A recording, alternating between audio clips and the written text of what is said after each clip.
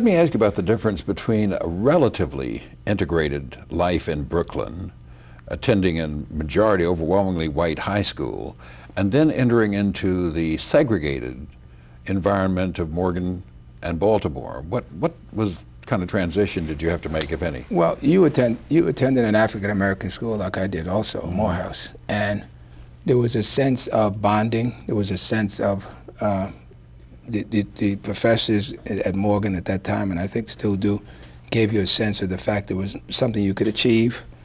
They certainly believed that integration was coming because in the 50s, and I started in 53, 57, I graduated. That's not told you. 57 and a half was my class because my dad passed away and I stayed another 6 months so I could finish ROTC. But I'm still very much a part of the class. Had I not done well, my class of 57, they said, no, he was in the class of 58, but now they all take credit for me in both classes.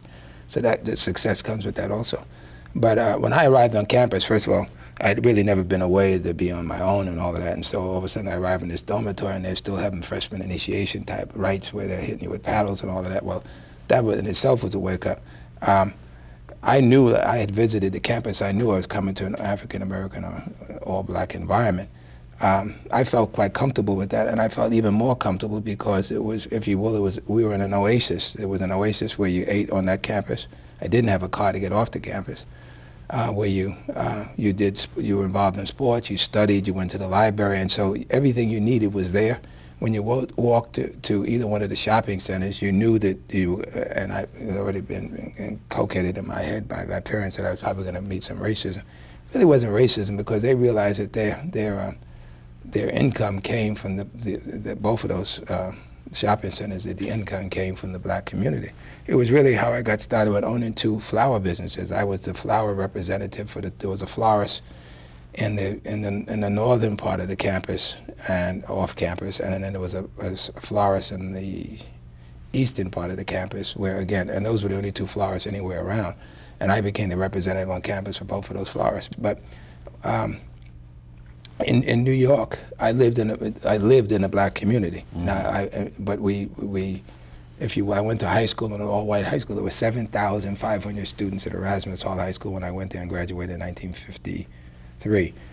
And of those students, no more than 25 were Negroes. And we were Negroes at that time. And the 7,300 were Jewish students, at least. There were about 100 Irish students and maybe about 100 Italian, and the rest were all Jewish. And so the joke used to be among the Jewish kids, they would sit in the cafeteria and they'd holler, where are there more kids in high school Jewish? And the other end of the high school would holler back Israel, right? Because other than, and that was something they were very proud of, that there were more Jewish kids in the high school at Erasmus Hall than there were literally in Israel at the time. And I thought, I have friends that I still have, with the class of 53 still has reunions, as crazy as it sounds, in Scarsdale where I now live. There were at least 10 students who were in that class of 53, and I think 2 or 3 of them have died, so maybe we're down to 8, so it's one of those things we all get together once a year and have a drink to see who's still alive. And we have our, let me see, I think we have our 50th anniversary of having graduated from high school coming up next year, because they're trying to get me to be one of the chairs of the committee. And one of the issues which is coming up has to do with your integration you're speaking of, because it's an excellent question. Because I was angry when we had our reunion 45 years ago that they did not want to have the reunion on campus, and now the question is, why do we not want to have the reunion on campus? We actually had a campus at Erasmus. It was an enclosed quadrangle of four buildings which surrounded and enclosed with gates at either end.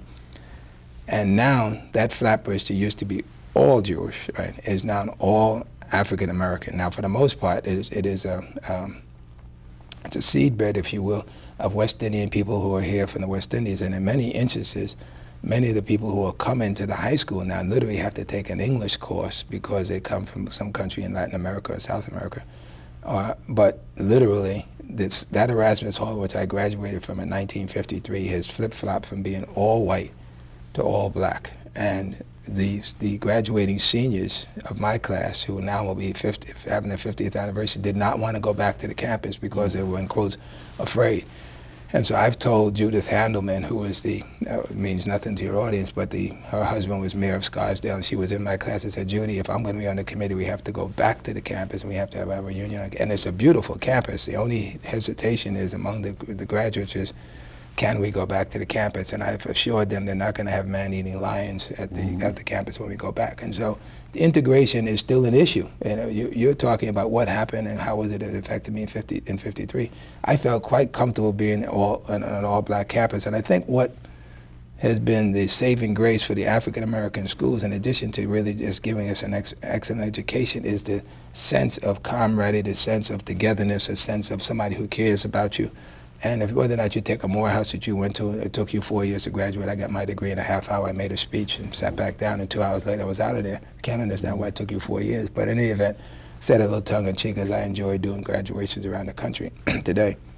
But there was a real sense of people said to you, you're going to be somebody. Dr. Bryson, who I will honor at this 25th anniversary you mentioned, was my economics professor, and he challenged me to be better. He challenged me to be good. He challenged me to search things. My area of study was the steel industry when I was in Morgan. Now, there was no one working for U.S. Steel. There was no one working for Republic Steel, and yet my area of interest was what was the steel industry doing? What did it mean? What was happening with the unions? What was happening with the Japanese who were now going to start to manufacture steel? The World War II was over, and they were going to start to become a very industrialized nation, and we were going to find out that their steel was going to be cheaper. That's S-T-E-E-L, not the steel, and it went on. And so that was different, but I felt quite comfortable on the campus as it was. And when I came back, I didn't have to change personalities to say I'm free to walk all over New York, because it was just a part of what I was. And then, you know, Baltimore was a very urban community also. I didn't go to school in somewhere in Louisiana where, you know, it would have been the deep woods. I mean, Baltimore is a very cosmopolitan town. You could go into the stores downtown. As I said, if you, in some of the stores, if you put something on, you didn't have to buy it. And others where they were a little bit more backward, that was the case. But Baltimore's and I found the kids at Morgan's campus, I mean, they really dressed like it was a college campus, not unlike the University of Virginia in the old days. Now the kids get up and whatever they put on their pajamas and keep their pajamas on and come to class. But that's part of the culture which I'm against. In terms of everybody wears a tie in my office. We can come back to that leadership later. So the answer is, I was able to move from one society to another society quite comfortably.